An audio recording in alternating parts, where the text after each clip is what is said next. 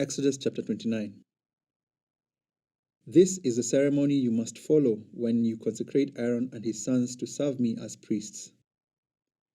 Take a young bull and 2 rams with no defects. Then, using choice wheat flour and no yeast, make loaves of bread, thin cakes mixed with olive oil, and wafers spread with oil. Place them all in a single basket and present them at the entrance of the tabernacle, along with the young bull and the 2 rams. Present Aaron and his sons at the entrance of the tabernacle, and wash them with water. Dress Aaron in his priestly garments, the tunic, the robe worn with the ephod itself, and the chest piece. Then wrap the decorative sash of the ephod around him. Place the turban on his head, and fasten the sacred medallion to the turban. Then anoint him by pouring the anointing oil over his head.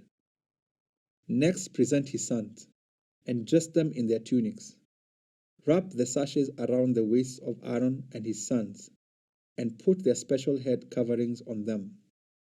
Then the right to the priesthood will be theirs by law forever. In this way, you will ordain Aaron and his sons.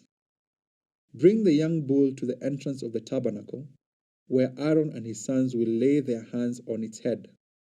Then slaughter the bull in the Lord's presence at the entrance of the tabernacle.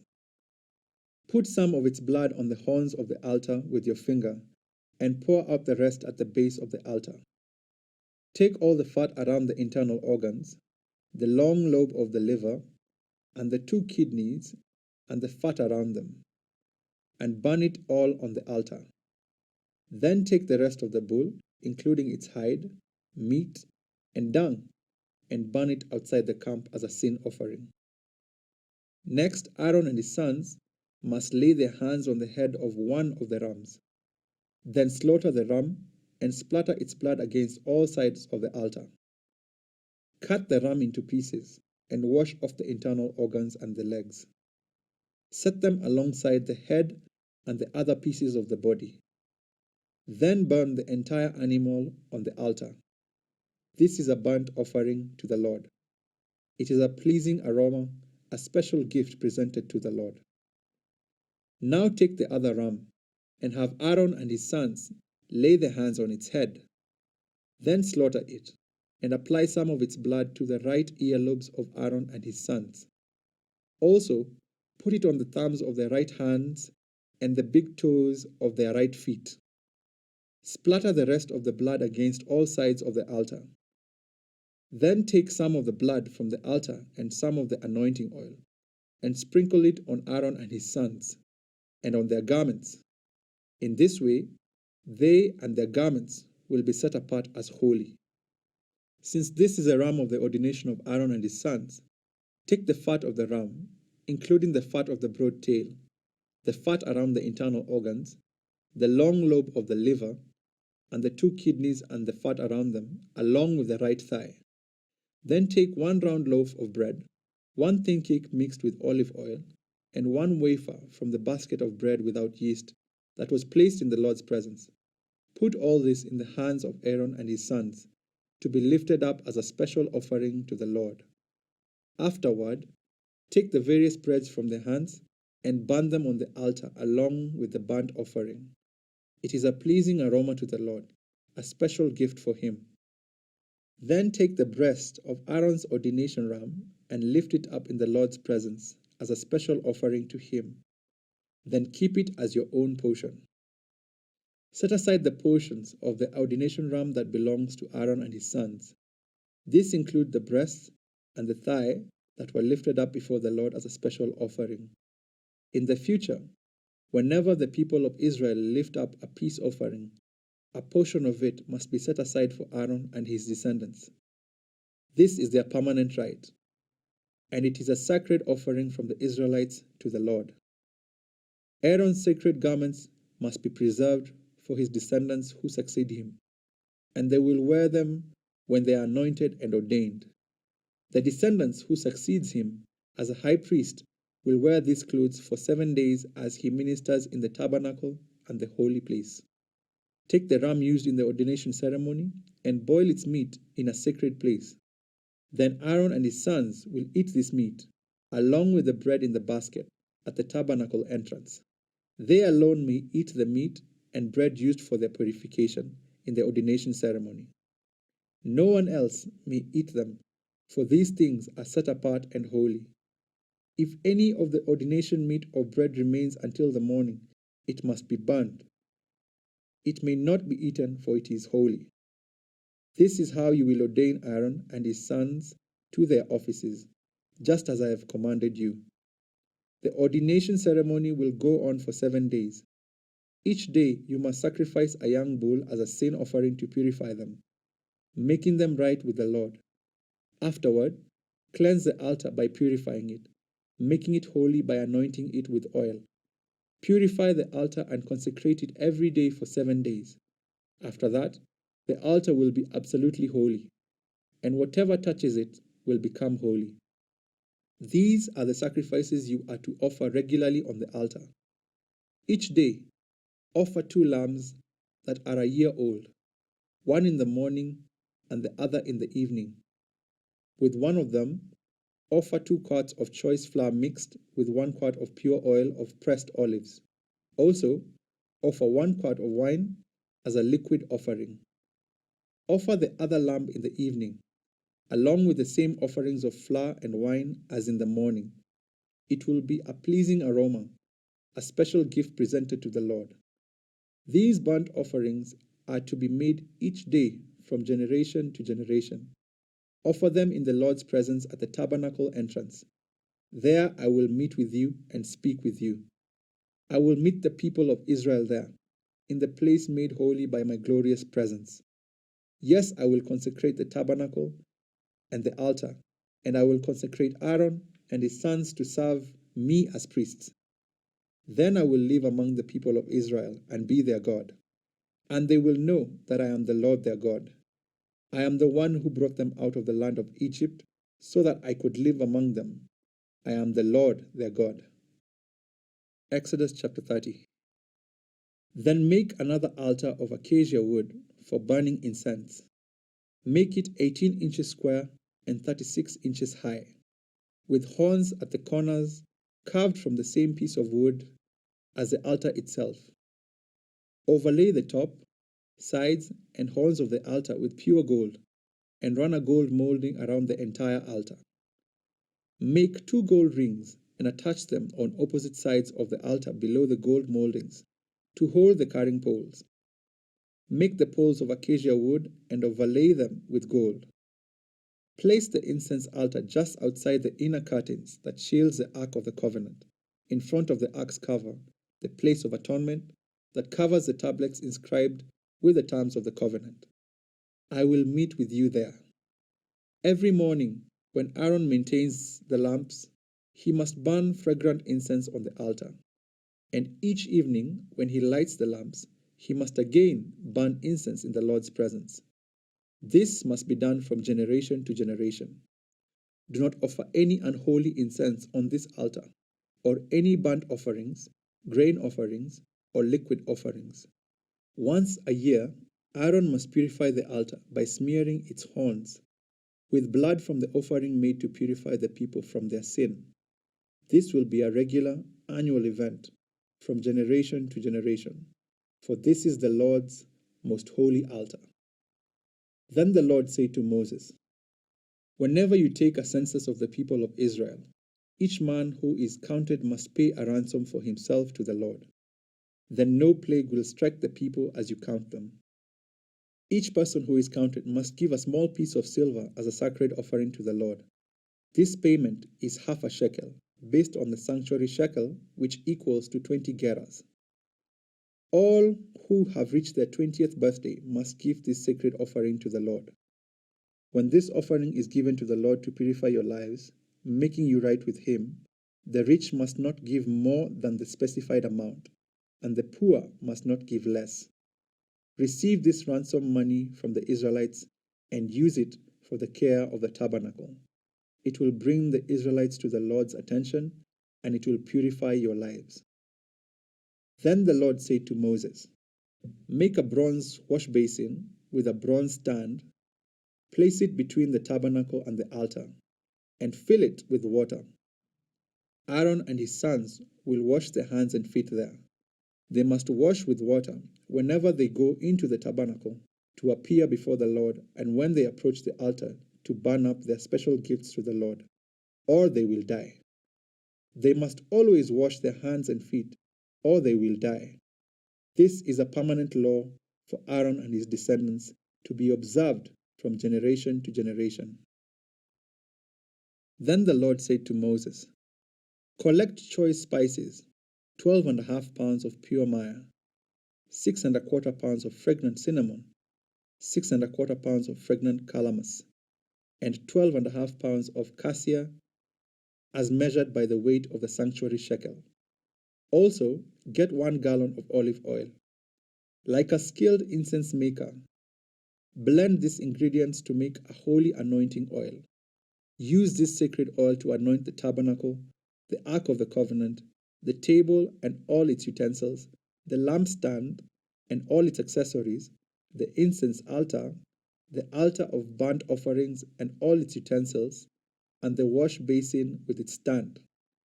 Consecrate them to make them absolutely holy. After this, whatever touches them will also become holy. Anoint Aaron and his sons also, consecrating them to serve me as priests. And say to the people of Israel, this holy anointing oil is reserved for me from generation to generation. It must never be used to anoint anyone else, and you must never make any blend like it for yourselves. It is holy, and you must treat it as holy. Anyone who makes a blend like it or anoints someone other than a priest will be cut off from the community." Then the Lord said to Moses, "Gather fragrant spices, resin droplets, mollusk shell, and galbanum, and mix these fragrant spices with pure frankincense, weighed out in equal amounts. Using the usual techniques of the incense maker, blend the spices together and sprinkle them with salt to produce a pure and holy incense. Grind some of the mixture into a very fine powder and put it in front of the Ark of the Covenant, where I will meet with you in the tabernacle. You must treat this incense as most holy. Never use this formula to make this incense for yourselves. It is reserved for the Lord, and you must treat it as holy. Anyone who makes incense like this for personal use will be cut off from the community." Exodus chapter 31. Then the Lord said to Moses, "Look, I have specifically chosen Bezalel, son of Uri, grandson of Hur, of the tribe of Judah.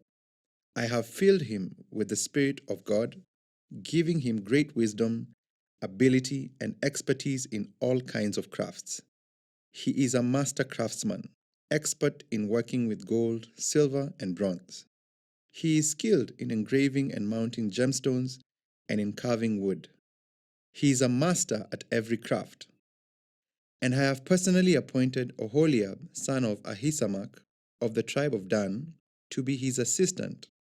Moreover, I have given special skill to all the gifted craftsmen, so they can make all the things I have commanded you to make: the tabernacle, the Ark of the Covenant, the ark's cover, the place of atonement, all the furnishings of the tabernacle, the table and its utensils, the pure gold lampstand with all its accessories, the incense altar, the altar of burnt offering with all its utensils, the wash basin with its stand, the beautifully stitched garments, the sacred garments for Aaron the priest, and the garments for his sons to wear as they minister as priests, the anointing oil, the fragrant incense for the holy place. The craftsmen must make everything as I have commanded you." The Lord then gave these instructions to Moses. "Tell the people of Israel, be careful to keep my Sabbath day, for the Sabbath is a sign of covenant between me and you from generation to generation. It is given so you may know that I am the Lord who makes you holy. You must keep the Sabbath day, for it is a holy day for you. Anyone who desecrates it must be put to death. Anyone who works on that day will be cut off from the community. You have 6 days each week for your ordinary work, But the seventh day must be a Sabbath day for complete rest, a holy day dedicated to the Lord. Anyone who works on the Sabbath day must be put to death. The people of Israel must keep the Sabbath day by observing it from generation to generation. This is a covenant obligation for all time. It is a permanent sign of my covenant with the people of Israel. For in 6 days the Lord made heaven and earth, but on the seventh day he stopped working and was refreshed. When the Lord finished speaking with Moses on Mount Sinai, he gave him the 2 stone tablets inscribed with the terms of the covenant, written by the finger of God. Exodus chapter 32. When the people saw how long it was taking Moses to come back down the mountain, they gathered around Aaron. "Come on," they said, "make us some gods who can lead us. We don't know what happened to this fellow Moses who brought us here from the land of Egypt." So Aaron said, "Take the gold rings from the ears of your wives and sons and daughters, and bring them to me." All the people took the gold rings from their ears and brought them to Aaron. Then Aaron took the gold, melted it down, and molded it into the shape of a calf. When the people saw it, they exclaimed, "O Israel, these are the gods who brought you out of the land of Egypt." Aaron saw how excited the people were, so he built an altar in front of the calf. Then he announced, "Tomorrow will be a festival to the Lord." The people got up early the next morning to sacrifice burnt offerings and peace offerings. After this, they celebrated with feasting and drinking, and they indulged in pagan revelry. The Lord told Moses, "Quick, go down the mountain. Your people whom you brought from the land of Egypt have corrupted themselves. How quickly they have turned away from the way I commanded them to live. They have melted down gold and made a calf, and they have bowed down and sacrificed to it. They are saying, 'These are your gods, O Israel, who brought you out of the land of Egypt.'" Then the Lord said, "I have seen how stubborn and rebellious these people are. Now leave me alone, so my fierce anger can blaze against them, and I will destroy them. Then I will make you, Moses, into a great nation." But Moses tried to pacify the Lord, his God. "O Lord," he said, "why are you so angry with your own people, whom you brought from the land of Egypt with such great power and such a strong hand? Why let the Egyptians say, 'Their God rescued them with the evil intention of slaughtering them in the mountain and wiping them from the face of the earth'? Turn away from your fierce anger. Change your mind about this terrible disaster you have threatened against your people. Remember your servants Abraham, Isaac, and Jacob. You bound yourself with an oath to them, saying, 'I will make your descendants as numerous as the stars of heaven, and I will give them all of this land that I have promised to your descendants, and they will possess it forever.'" So the Lord changed his mind about the terrible disaster he had threatened to bring on his people. Then Moses turned and went down the mountain. He held in his hands the 2 stone tablets inscribed with the terms of the covenant. They were inscribed on both sides, front and back. These tablets were God's work. The words on them were written by God himself. When Joshua heard the boisterous noise of the people shouting below them, he exclaimed to Moses, "It sounds like war in the camp." But Moses replied, "No, it's not a shout of victory, nor the wailing of defeat. I hear the sound of a celebration." When they came near the camp, Moses saw the calf and the dancing, and he burned with anger. He threw the stone tablets to the ground, smashing them at the foot of the mountain. He took the calf they had made and burned it. Then he ground it into powder, threw it into the water, and forced the people to drink it. Finally, he turned to Aaron and demanded, "What did these people do to you to make you bring such terrible sin upon them?" "Don't get so upset, my lord," Aaron replied. "You yourself know how evil these people are. They said to me, 'Make us gods who will lead us.' We don't know what happened to this fellow Moses who brought us here from the land of Egypt. So I told them, 'Whoever has gold jewelry, take it off.' When they brought it to me, I simply threw it into the fire, and out came this calf." Moses saw that Aaron had let the people get completely out of control, much to the amusement of their enemies. So he stood at the entrance to the camp and shouted, "All of you who are on the Lord's side, come here and join me." And all the Levites gathered around him. Moses told them, "This is what the Lord, the God of Israel, says. Each of you, take your swords and go back and forth from one end of the camp to the other. Kill everyone, even your brothers, friends, and neighbors." The Levites obeyed Moses' command, and about 3,000 people died that day. Then Moses told the Levites, "Today you have ordained yourselves for the service of the Lord, for you obeyed him even though it meant killing your own sons and brothers. Today you have earned a blessing." The next day, Moses said to the people, "You have committed a terrible sin, but I will go back up to the Lord on the mountain. Perhaps I will be able to obtain forgiveness for your sin." So Moses returned to the Lord and said, "Oh, what a terrible sin these people have committed. They have made gods of gold for themselves.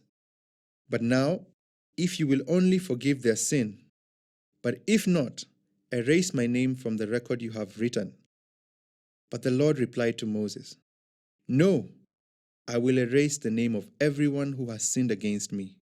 Now go, lead the people to the place I told you about. Look, my angel will lead the way before you, and when I come to call the people to account, I will certainly hold them responsible for their sins." Then the Lord sent a great plague upon the people because they had worshipped the calf Aaron had made.